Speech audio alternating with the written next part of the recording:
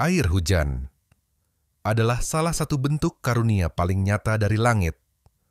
Dalam banyak kepercayaan, termasuk dalam Islam, air hujan disebut sebagai air yang diberkahi, penuh kebaikan, dan bahkan menjadi waktu yang dianjurkan untuk berdoa. Tapi dari sudut pandang kimia, air hujan juga menyimpan keistimewaan yang seringkali tidak kita sadari. Proses terbentuknya air hujan dimulai dari penguapan air di permukaan bumi, baik dari laut, sungai, danau, bahkan tumbuh-tumbuhan. Uap air ini naik ke atmosfer lalu membentuk awan. Dalam proses ini, hanya molekul air yang ikut menguap, meninggalkan zat padat, garam, dan kotoran di tempat asalnya. Itu sebabnya banyak yang menyebut air hujan sebagai bentuk alami dari air suling, hanya saja tanpa perlu alat distilasi. Namun, tidak semua air hujan memiliki kualitas yang sama. Di wilayah pedesaan atau pegunungan yang udaranya masih bersih, air hujan bisa sangat jernih, bebas dari logam berat dan senyawa berbahaya. Inilah air hujan yang sering disebut-sebut dalam pengobatan tradisional maupun spiritual sebagai air yang membawa energi positif, menyejukkan tubuh, dan memperbaiki keseimbangan alami manusia. Secara kimia, air hujan di wilayah bersih biasanya memiliki pH sedikit asam, sekitar 5,5 hingga 6,5, karena mengandung sedikit karbon dioksida dari atmosfer. Namun keasamannya masih tergolong ringan dan tidak membahayakan.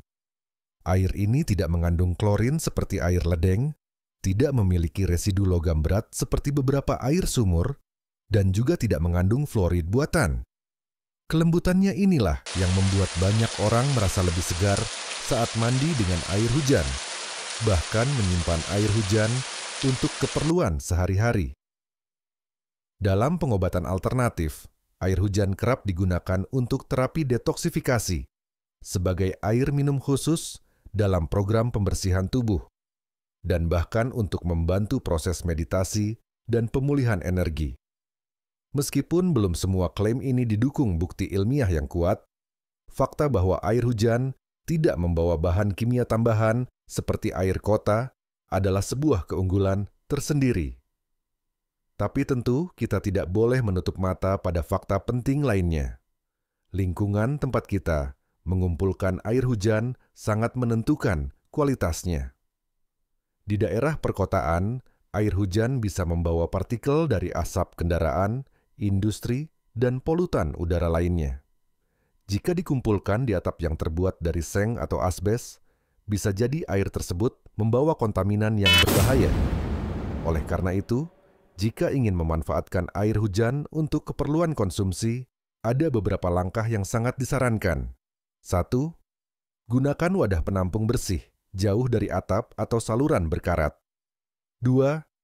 Biarkan hujan pertama lewat dulu, karena tetes awal biasanya membawa debu dan kotoran. 3. Saring dan rebus air hujan, terutama jika digunakan untuk diminum atau masak. 4.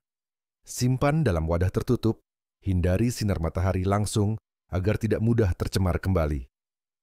Yang menarik, beberapa penelitian modern menunjukkan bahwa air hujan yang ditampung dengan benar bisa digunakan sebagai air minum alternatif di daerah terpencil. Bahkan ada teknologi penampungan air hujan berskala besar yang kini diterapkan di daerah rawan kekeringan sebagai solusi ramah lingkungan dan hemat energi. Jadi, apakah air hujan aman dan bermanfaat? Jawabannya, bisa sangat bermanfaat. Tidak hanya dari sisi spiritual, tapi juga secara praktis dan ilmiah, dengan syarat pengelolaan dan penyimpanan yang tepat. Air hujan adalah hadiah dari langit, dan dengan cara yang benar, kita bisa memanfaatkannya sebagai bagian dari gaya hidup yang lebih alami, hemat, dan seimbang.